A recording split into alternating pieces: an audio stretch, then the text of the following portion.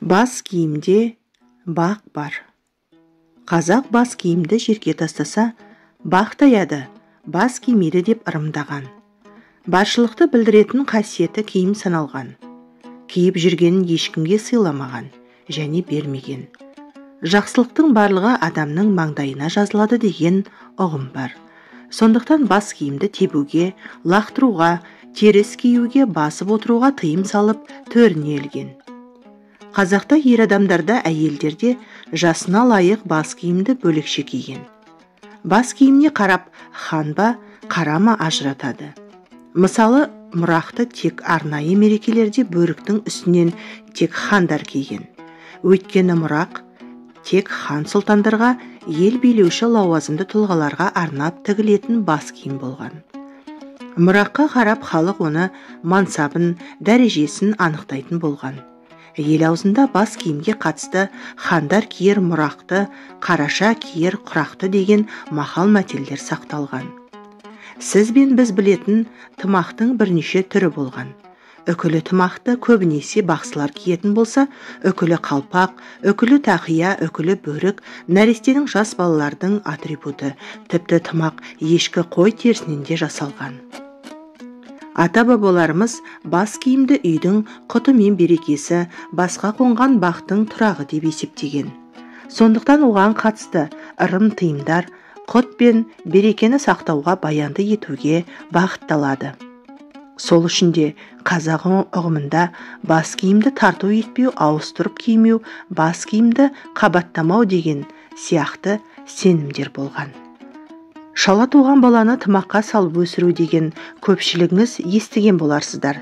Әдетте айы күні жетпей дүниеге келген бала үшін тымақтың да алар орны орасан. Шала туып тымаққа салып өсірген екен деген сөз бар.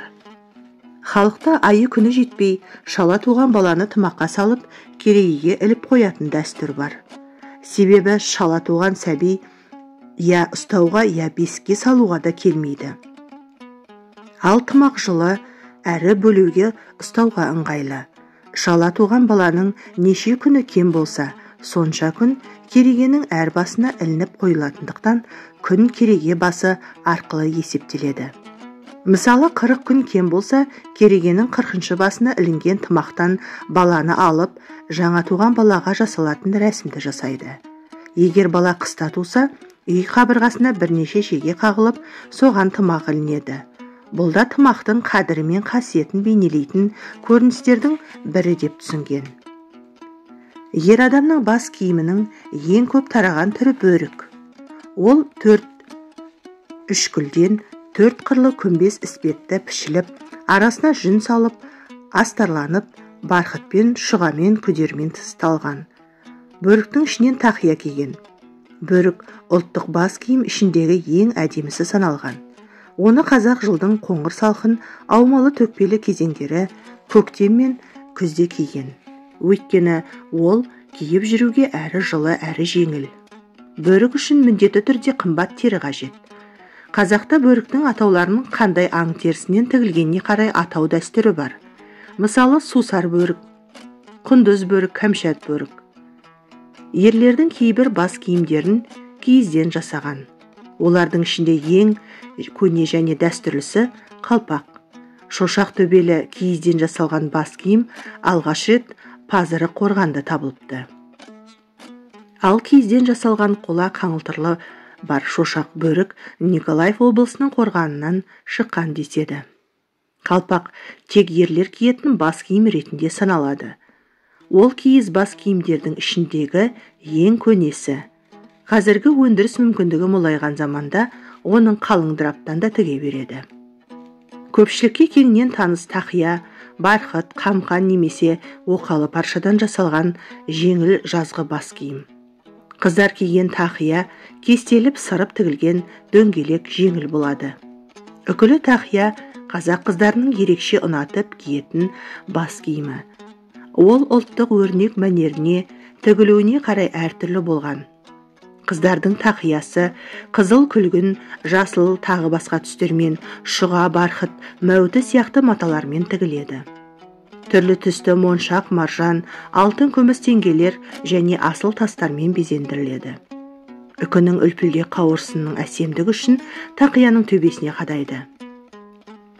Ежелгі уақытта олардың шетін құндыз, кәмшат, тиін терісімен жиектеп тігіп, күміс және алтын тоқыма баумен әшекейлеген. Күйеуге тиетін кезде дәстүр бойынша қызға сәукелені, басқа да киімдерін әкесінің үйіне ұзатылар сәтте жеңгелері арнайы келіп, оң жақтағы үкілі тақиясының орнына кигізіп, енесінен байғазы алған. Жас келін түскен жерінде бір жылға дейін желек жамылып жүреді. Қазақта сонымен қатар шарғы салу деген салт бар. Ол бойынша ұзатылған қыз өзіне, таяу сіңісіне басына тартатын орамалын ендігі кезек сенікі, бақытыңды тап деп ниетпен тарту етеді. Киелі бас киімдер қатарынан саналатын сәукеле ертеден келе жатқан қалыңдықтың негізгі атрибут саналады. Қазақы дәстүрдегі сәукеле кигізуде ерекше салт. Ол бойынша қалыңдыққа сәукеле кигізу рәсіміне барлық құда-құдағилар шақырылып, ақбата айтылып, жөн жоралғы жасалып, сәукеле кигізуші ана байғазы алған. Жалпы сәукеле ең қымбат бас киім саналған. Тастармен көмкерілген кейбір сәукеленің салмағы 7 келіге дейін тартқан дейді этнографтар. Кимешек әйелдердің негізгі бас киімі. Әдетте бұл бас киім қию рәсімі де ауыл арасында ерекше аталып өткен. Ол бойынша жаңа түскен келін аяғы ауыр болғандықтан, сән салтанатқа сәукеле киюді ерсі санап, ауыл әйелдерін шақыртып, оның ішіндегі құрметі саналғаны кимешек кигізу рәсімі жасаған. Ол үшін кимешек кигізуші сый-сияпат алған. Кимешек көбінесе ақ матадан немесе ақ жібектен тігілетін бас киім болған. Кимешек басты, кеудені, арқаны жауып тұратын болған. Оның жиектерін көмкеріп кестелейді. Жас келіншектерге бет жақтауы жалпақтау болып, кестесі де көркем тігіледі. Мосқал тартқан әйелдердің кимешегінің бет жақтауы тар болады, бірақ әшекеленбейді. Жаулық әйелдер басына тартатын орамал. Жаулықтың жібектен, матадан, жүннен жұқа етіп тоқылғаны да, қалың етіп тоқылғаны да болады. Жүннен қалыңдап тоқылған бөртпе деп атайды. Жібектен не матадан шашақ шығармай тоқылған түрін салы деп атайды. Жырға әйелдің асыл тас, ақық моншақтарды тізіп әшекеленген сәнді бас киімі. Жырға әдетте көп салпыншақты, әр түсті меруерт тастардың жарқырауық сәукелесімен құбылып, адамның бет бейнесін ажарландырып, бет моншақ, шұбыртпа, жақ, алқа тәрізді тізіліп, бас киімнің етегін шашақтап тұрады. Өте баппен сәндеуді ырғалып, жырғалып деп атайды. Кейде сәукеленің шұбыртпасын, сырғаның салпыншағын, моншақ әшекейлерін жырға деп те атайды. Бас киімде бақ бар деген ата-баба сөзі бүгінде өз құнын жойған жоқ. Дегенмен кейінгі толқын білмейтін біраз дүние бары рас. Ұлтымызды өзгеден ерекшелеп тұратын құндылықтарымыздың қадір қасиетін шашыратпай ұлықтап жүру ұрпақ парызы екенін ұмытпағанымыз абзал.